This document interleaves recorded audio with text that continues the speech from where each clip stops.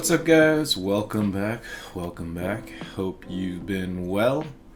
On this week's episode, I'm going to be talking all about KPs, or key principles.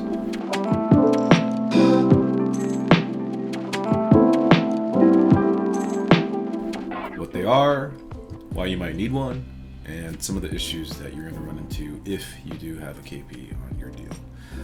But first, before I get into that, if you're new to the channel, hi, my name is John Nia. I'm one of the founding partners here at Trowbridge Law Group, and although I'm an attorney, I am probably not your attorney, so please do not take any of this as legal advice. If you want legal advice, give us a call, go to our website, trowbridgelawgroup.com, sign up for a free consultation. You can hire me as your attorney, and I will give you all the legal advice that you can take. Anyways, back to the content for this week. What is a KP? What is a key principal? Basically, it's a guarantor. It is someone who is signing on a loan. When you are doing a syndication, well, really when you're purchasing any property, commercial property, and someone needs to sign on a loan, if you're the syndicator, if you're the lead or the sponsor, you're signing on the loan. The lender considers you a key principal. That's their term for it, or a guarantor. That's another term that's used. However, you might need, or lenders might require you to have someone else be a key principal, someone that is not part of the sponsor team, that is not the lead syndicator, you. They might require you to go out and find a person to sign on the loan as a KP, as a key principal, as a guarantor. Why would they need that? Well, there's three main reasons why you might need a KP, or why a lender might require you to go out and get a KP. Number one is creditworthiness. So maybe your credit score is just not that great, right? You've taken out a bunch of loans, or you have high balance on your credit cards, or for one reason or another, your credit score doesn't meet the lender's criteria. Well, if that were the case, one solution is to get a KP, get a partner to sign on the loan with you that has a very good credit score, and that will boost up your collective creditworthiness to meet the lender's requirements. So that's reason number one. Second reason why lenders might require you to get a KP is liquidity. So generally speaking, when you're doing a commercial deal, the balance of the loan, right? So the loan amount that you're getting from the lender, you need to have a net worth of equal or greater to that amount, right? So if you are doing a deal by yourself, you're a syndicator alone, and say you're buying a property and you need to get a loan of $10 million, right? Your net worth has to be able to cover that amount, generally speaking, right? Every lender is different, every loan is different. But generally speaking, your net worth has to be greater than the loan amount. Well, if you're by yourself, that might be hard, right? You might not be able to meet that threshold yourself. So the lender says, hey, we need you to go out and find some KPs, bring some KPs into the deal where your collective net worth is greater than the loan amount. That's reason number two. The third reason is something that's not really talked about as much, but it's a very, very important reason, is experience, right? So when you're just getting started out as a syndicator, or just getting started out in the commercial real estate space, lenders typically, they want to see you have experience. And I know it doesn't really make sense because you're just getting started out and you don't have any experience. Well, that's an issue it's flagged by their underwriting team. The fact that you've never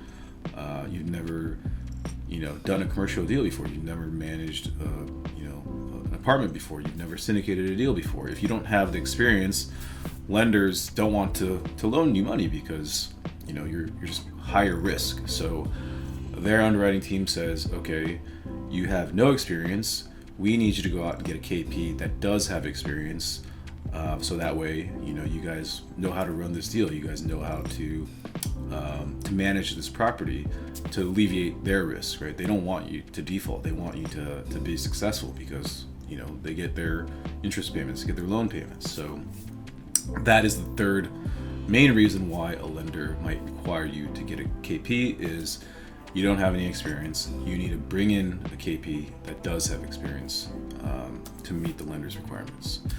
So now that you know that you need to go out and get a KP, what are some of the issues that you got to think about when you do bring in a KP? So first, it's probably what most people think about is compensation, right? How are you going to compensate these key principals? How are you going to compensate these people for signing on the loan? Essentially, putting their signature on the loan documents. They're taking on liability, right? So they're obviously going to want some compensation in return. So, from our experience, from what we've seen in the deals that we've worked on, there's various different ways where you can compensate a KP, a guarantor. I think that the most common one is just a share of the equity, right? So if you're a syndicator, you're probably receiving a share of equity as compensation for you running the company, for you setting everything up. Well, you could give a piece of that as compensation to your key principal. For example, if you're in a deal where your investors get 80% and you get 20%, you give like 2-3% of your 20% to the KP.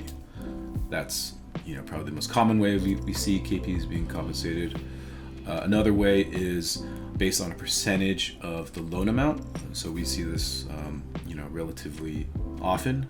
Say 1 or 2% of the loan amount. That is a set amount that gets paid directly to the KP up front. KPs probably want that, as compared to other forms of compensation because they're getting money up front for their signature. For me, I might want a combination of both, And also, another thing to point out is these KPs, they're signing on the loan and they're part of this deal, so maybe they're also an investor in the deal as well. And that's actually another thing that lenders sometimes require is, they're not just signing on the loan. These KPs need to have some equity in the deal as well. They need to be part of the company. So that's another issue, I guess, that I forgot to think about, but that just came up into my head right now is the fact that some of these KPs may need to invest personally into the deal so that they have a certain percentage of the company. That's something that lenders might require. But really the last thing I want to talk about, and really the reason why I wanted to do this video this week, is the main issue that we've seen recently, especially, only as it pertains to when you have a KP for their experience. So when the lender is requiring you to bring in someone with experience, there's a really big issue that lenders often bring up, and it's the fact that these people, you're bringing them in because they have experience. So obviously the lender wants this person to have control, right? They want this person to be able to manage the company. So how do you figure that out? Because this is your deal, right? You're the syndicator, you're the lead, you're the sponsor, you're the person in charge, you're running it, and now all of a sudden you have to give up some of that control to a key principal, right? A KP that maybe you didn't plan on this in the beginning, right? And now all of a sudden the lender's saying, no, this KP needs to have control. They either need to be part of the manager entity, right? So part of the, essentially the general partnership or the GP.